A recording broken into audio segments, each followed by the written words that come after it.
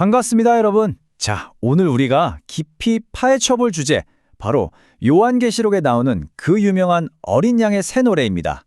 개혁주의와 청교도 신학의 렌즈를 통해서 이 장엄한 천상의 찬양을 완전히 해부해 볼 건데요. 이게 단순히 옛날 성경책에 적혀있는 평범한 노래가 아닙니다. 우주적인 구원의 완성을 알리는 진짜 어마어마한 앤썸, 그러니까 일종의 대서사시적인 찬양이거든요. 이게 도대체 어떤 구조로 이루어져 있는지 지금부터 저와 함께 하나하나 뜯어보시죠. 본격적인 해부에 앞서서 가사부터 한번 직접 눈으로 확인해 봐야겠죠? 요한계시록 5장 9절을 보면 어린 양이 피로 사람들을 사서 하나님께 드렸다는 아주 감격적인 선언이 나옵니다. 우주적인 승리가 확정되는 순간을 담은 핵심 가사인데, 사실 이 짧은 구절 안에 상상할 수 없을 만큼 엄청난 신학적 무게가 꽉꽉 채워져 있습니다. 자, 오늘 우리가 어떤 순서로 이 노래를 분석할지 쭉 한번 보실까요? 새 노래의 진짜 의미부터 시작해서 그 핵심 가사들, 그리고 역사적인 뿌리인 모세와 어린 양의 노래를 비교해 보고요. 대체 누가 이 엄청난 노래를 부를 수 있는지, 마지막으로 이게 오늘날 우리에게 주는 궁극적인 소망이 뭔지까지 이 흐름대로 쭉쭉 가보겠습니다. 네, 첫 번째 파트입니다. 새 노래의 진정한 의미. 과연 청교도들은 이걸 어떻게 해석했을까요? 분석 자료를 보면 여기서 말하는 새 노래라는 게 어제 막 발매된 따끈따끈한 신곡 이런 걸 말하는 게 절대 아니에요. 세 가지 핵심이 나오는데요. 첫째, 죄에서 구원받은 영혼이 그 보혈의 은혜를 진짜로 뼛속 깊이 깨닫고 터져 나오는 새로운 영적 자각의 노래라는 겁니다. 둘째, 구약시대 사람들이 그토록 애타게 기다리던 메시아, 그 소망이 마침내 그리스도를 통해 100% 완벽하게 이루어졌다는 새 언약의 성취를 의미하죠. 그리고 마지막으로 마침내 온 세상이 주님의 나라가 되는 걸 두 눈으로 목격하며 부르는 종말론적 승리의 찬양입니다. 진짜 가슴이 웅장해지지 않나요?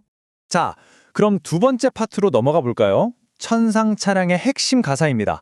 이 엄청난 의미들이 실제 요한계시록 5장 가사 속에 어떻게 녹아있는지 자세히 들여다보겠습니다. 이 가사에서 우리가 절대 놓치면 안 되는 개념이 딱 하나 있습니다. 바로 대속적 죽음이에요. 가사에 일찍이 죽임을 당하사라는 고백이 나오잖아요.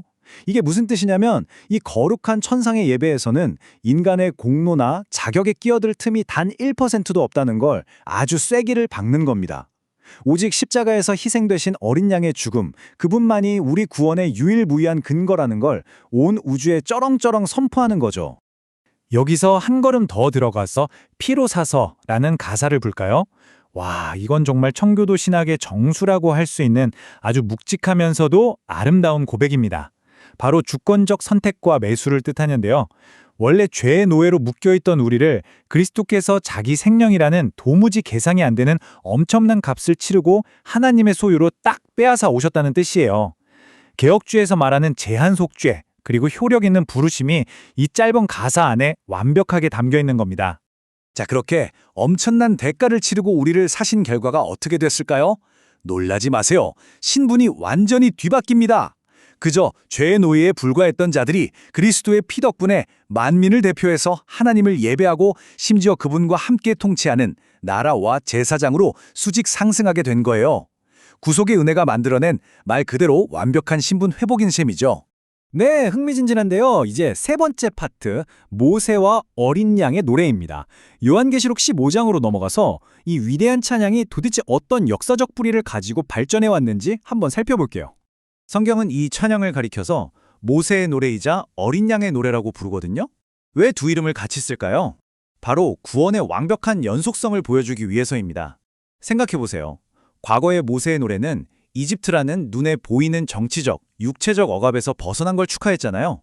반면에 어린 양의 노래는 눈에 보이지 않는 죄와 사망이라는 아주 근원적이고 영적인 억압에서 완전히 벗어났음을 기뻐하는 궁극적인 찬양인 겁니다. 진정한 의미의 완벽한 업그레이드인 거죠. 청교도들은 이 노래 나오는 주의 길이 의롭고 참되시도다라는 선언을 굉장히 중요하게 봤어요. 왜냐하면 인류 역사를 보면 진짜 수많은 굴곡과 억울하고 이해 안 되는 고난들이 있잖아요.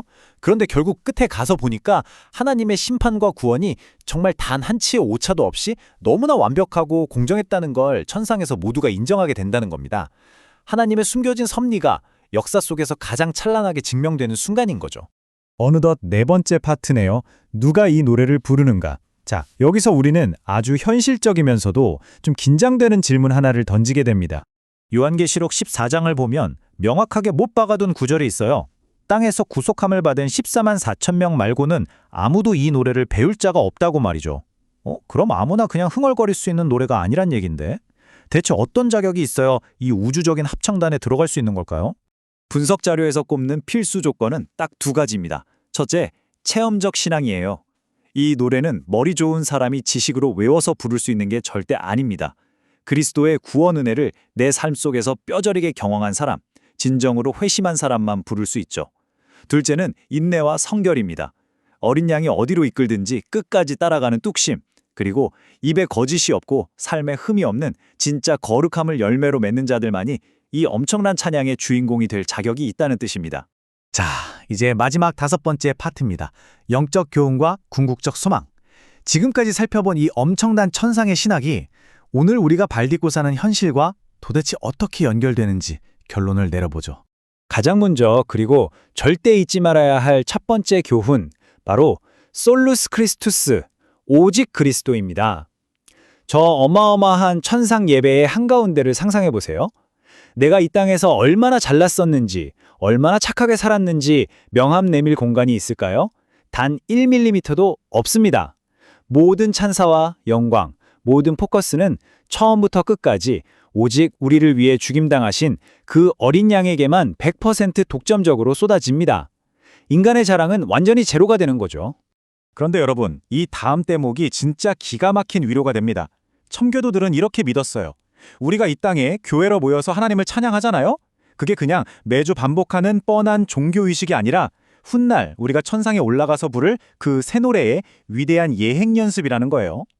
이러니까 우리가 부르는 지금의 찬양이 영적으로 보면 저 하늘에 수백, 수천만 무리들의 합창과 이미 실시간으로 연결되어 있다는 겁니다. 이거 정말 소름 돋지 않나요? 요한계시록을 처음 받아들였던 실세기 당시 사람들을 한번 생각해 볼까요?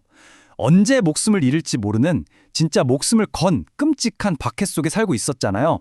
그들에게, 그리고 지금 현재 영적인 고난이나 팍팍한 삶의 무게 때문에 짓눌려 있는 우리 모두에게 이 새 노래는 흔들리지 않는 단단한 닷과 같습니다.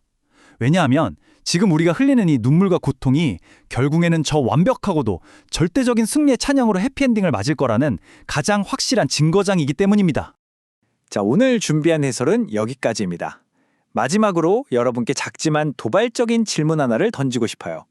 온 우주의 역사가 결국 어떤 승리의 가사로 끝날지 그 스포일러를 우리가 이미 완벽하게 알고 있잖아요. 그렇다면 오늘 여러분을 그토록 답답하고 힘들게 만드는 그 현실의 문제들, 지금 여러분은 그걸 어떤 눈으로 바라보시겠습니까? 이 위대한 승리의 찬양이 오늘 하루 여러분의 삶 속에서도 아주 힘차게 울려 퍼지기를 기대해 봅니다. 끝까지 함께 해주셔서 감사합니다.